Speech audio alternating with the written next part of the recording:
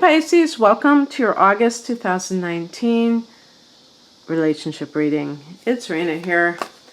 Those noises in the background are not, I don't know, an Alfred Hitchcock movie, The Birds, or anything like that. They're actually locusts. So I do have a window open, but either way, you would hear them probably.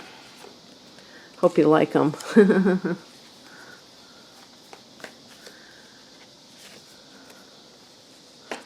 You know, it's funny. I'm going to put this here because I really felt like, even though I don't usually do that, I felt like that was where it was supposed to go, and I kind of retrained my hand, so I want to be much more intuitive about it.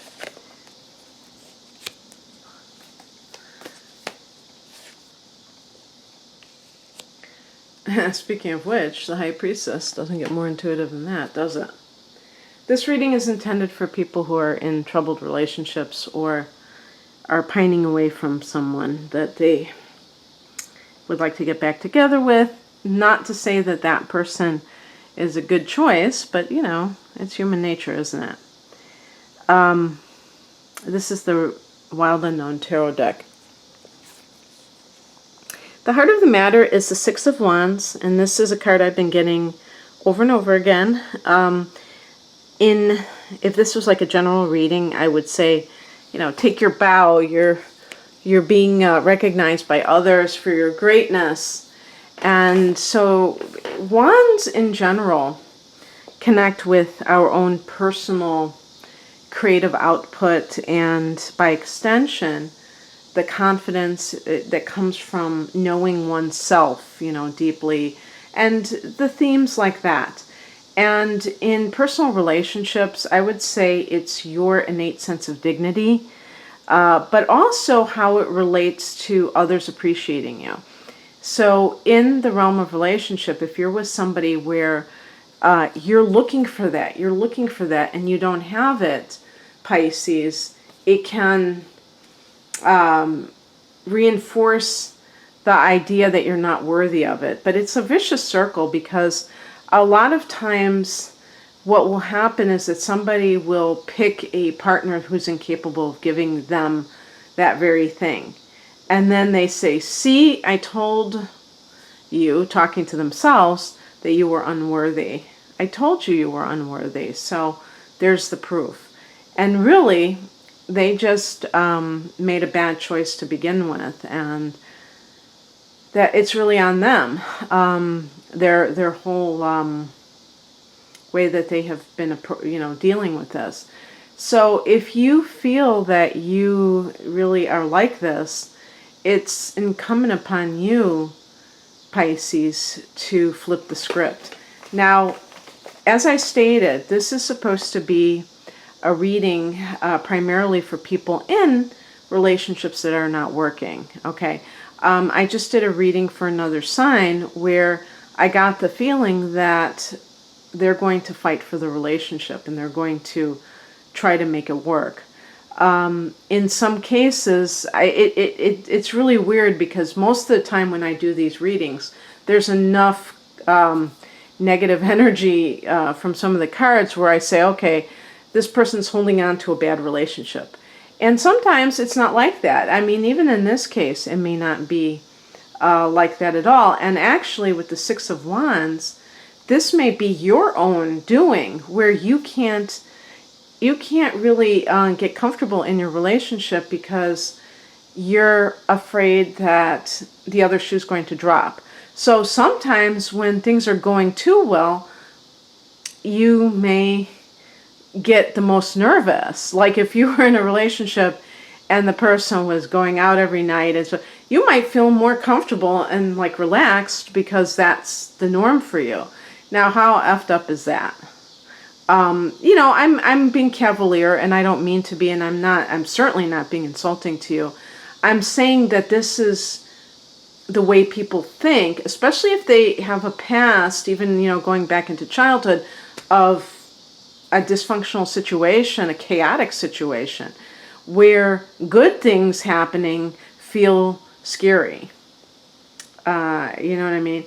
So sometimes, with that Six of Wands, this may be all on you and your own, self-esteem issues that are creeping up on you and giving you this idea that the other shoe's about to drop, and that all of this is it can't go on forever, this good stuff, because obviously that's not part of the script. The script is for you to be unhappy, and you're happy. So something must be terribly wrong, right? So I could keep like talking about different scenarios, but I'm gonna just kind of go with that one for now, because that's an interesting thing to kind of like look at about the people who are in relationships and aren't necessarily bad, but they are uncomfortable in those relationships because that person is giving them love and stuff like that. Now, again, we could be looking at you wanting this and not having it too. The past position, past situation, Wheel of Fortune. Again, I did get like this for a sign I just did. I think it was Capricorn. And the same thing, good things happening.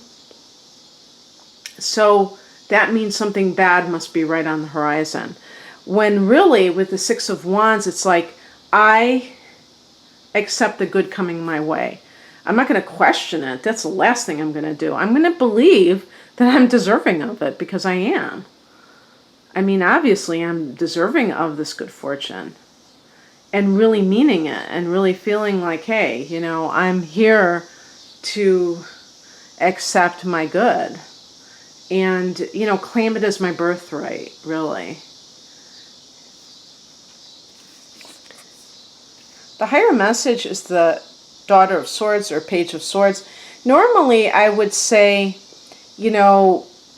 this is cause to, really investigate something. And there may be some of you, if you feel like your partner is withholding praise, that the Daughter of Swords would be, pay attention to what's going on.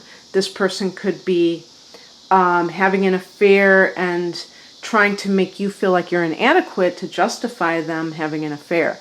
But I think that if you, Pisces, have been uncomfortable in your relationship, and yet you know that you have a good partner, the Daughter of Swords or the Page of Swords could be saying, look at your paranoia. Look at how you get suspicious. Look at your trust issues. Don't push somebody good away because you have these issues. Don't you dare do that, because you're going to be the one who ends up suffering if you do that, and you end up breaking up with that person, or that person leaves you because they're tired of your suspicion or your lack of trust, whatever you want to call it. That's probably the same thing, but you know what I mean. And the sabotaging of the relationship. And look at how you contribute to it with your what if. Again, though, there may be some of you who are really feeling like you're not getting the kind of concern or attention that you need from a partner. And you should be aware of what's going on. Maybe you're kind of like living in an alternate universe regarding this person, and you need to do a little bit of sleuthing, like Nancy Drew, and see what's going on. Because I'm sure some of you are even drawn to watch a relationship reading because your relationship is not working out. So in that case, for sure, I think sometimes Pisces tends to stick their head in the sand. They want to have that idealism to kind of like make them feel better about the situation. And it doesn't help you to not look at whatever's going on in a realistic way. What crosses you is the Temperance card. Now, this was the card that I told you I had put initially as the past position, but my first impulse was to put it in that position. And the reason I decided to do it, I said, why am I fighting my first impulse? I don't have to follow a set pattern. I know what each position stands for, but that doesn't mean that I have to lay out the cards that way every time. And if I felt like doing it there, that's where it belongs. And a Temperance card in the challenged position can be about an addiction. If you have a partner who has withdrawn from you and is not giving you proper appreciation, they may be kind of lost to themselves. And you may be expecting something from somebody who is simply incapable of giving it to you. I got the Temperance card for another reading, at least one other reading, and in a different position, but the theme is going to be similar.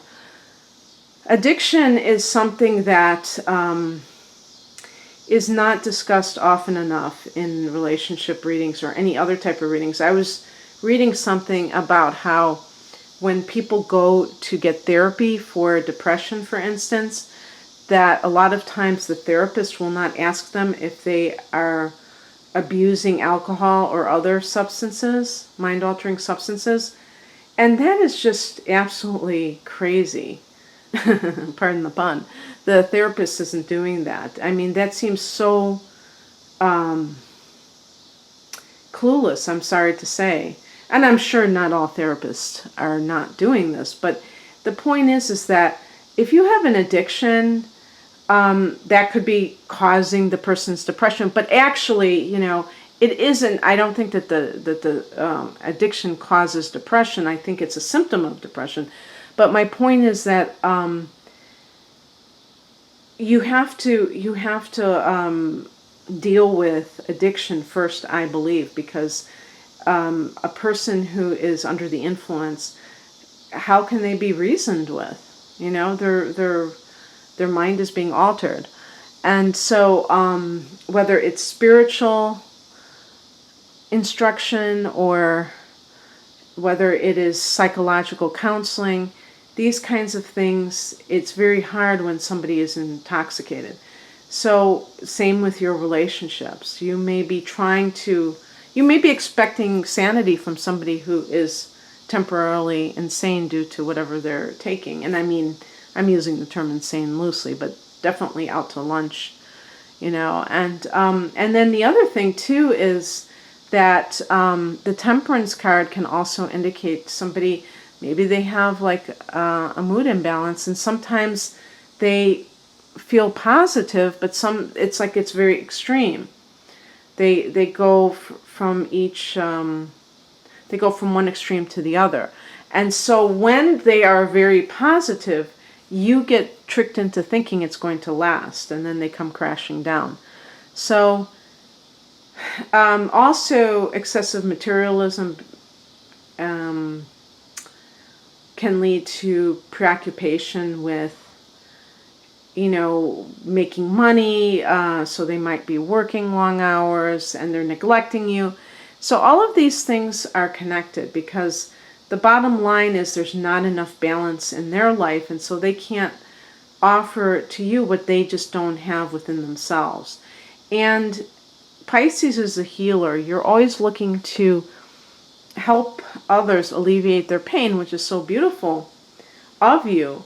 But you need to, there's a saying, doctor, heal thyself. First, you get into balance and you get into this high vibration of loving yourself. And then it won't matter. Gosh, you know how you see those things on Instagram and stuff, all those sayings? They had this saying from Rumi. It's something about love being an action verb. I don't know. I don't think that was it. But it was basically saying that, love is of its own nature. It doesn't, in other words, a lot of times people have agendas when they're supposedly in love with somebody. They're looking for somebody to fill them up instead of looking for a partner in life. And so the less you approach relationships with expectations, the better. But by the same token, don't push away anyone who tells you how wonderful you are, even if that seems to fly in the face of how you feel about yourself, and it feels like very scary and uncomfortable, and you're afraid that they're like manipulating you or lying. Don't, take the bait. I will say though, if somebody is presenting themselves as, a perfect specimen, that type of person can be a manipulative individual. We're talking here, though, about established relationships, not new relationships. So that really isn't valid for that type of scenario. The advice is the Chariot card, and this is about becoming one-pointed, marshaling your forces, and trying to, when people are, for instance, when people are codependent, they're always running around trying to control everything else but their own life. This is about trying to control your own thoughts and your own actions and streamline them. And the way you do that, Pisces, is by stopping the need for, by staying in your own lane, I think is the best way of putting it. Because this is going to give you a more clear-headed perspective, and then you can make a decision if you need to, whether or not you want to stay with this person. And if I described accurately a person who is a positive person in your life, but it's you, and you know that you're the one who screwed up, and that you can't accept this person because of your own past, then the Chariot may be that you need to really meditate. The Chariot can relate to travel. Now that Mercury is direct in August, this may be something that you are going to be doing. Maybe this is to get your head clear so you can move forward in your life. I'm not sure. The outcome is the High Priestess. How can you not be the High Priestess? And, this is a major arcana card, but you see it's in number 2. So even with that, I wonder if there's a choice. If there's kind of like this fork in the road for you. Remember what Yogi Berra said, if you see a fork in the road, take it. And that's something that a Pisces person can totally, relate to and say, yeah, that makes sense. That makes perfect sense. Because, and I say that because you are the ultimate chameleon, and you really adapt to your circumstances. So if you were in a like a crossroads, you could go either way and still do your thing. But the High Priestess is about connecting to your higher self, and in doing so, seeing the bigger picture.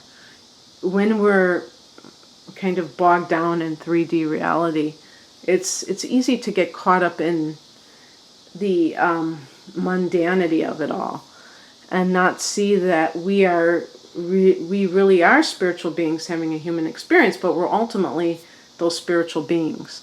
So you know what I was going to say, I don't think this was some brilliant channeled advice here, but I was going to say light some sage, white sage. And I'm really saying this because I have some on my desk here. And, I'll show you my little bundle. And sage is actually, this is used to clear spaces. And I was always like, I thought, okay, this is one of these woo things that people do just because they see, they go to a yoga class and they're doing it or something like that. And that it really is just kind of like this ritual, but it might not have any real meaning because I didn't understand, okay, what does it do? And then I saw some show and they were saying that it actually, I mean, scientifically, not that I'm like all that impressed with that, like I just, oh wow, that's the ultimate, but they said that it actually kills pathogens in the air. I mean, it's like yeah, so it has that you know, like it kills viruses or what have you. Now, I also read somewhere that these entities might be like viruses, and that would make total sense to me. That they manifest physically as viruses. These, or maybe they inhabit viruses. Entities with like a low vibration.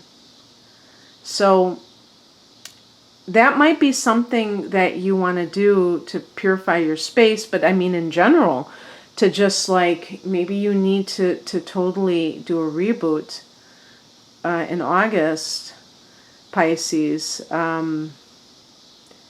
We have the Lionsgate portal, we have the new moon at the beginning of the month. And it's actually, I mean, it depends where you live, I guess, but we're going to have a Virgo new moon at the end of the month, and that's in your 7th house of relationships. So there you go. Well, I hear the train, so I'm going to bid you adieu. I hope that you enjoyed this, Pisces. If you'd like a personal reading, the link to my website is below. It's raininmoonAstrology.com. Take care. Bye.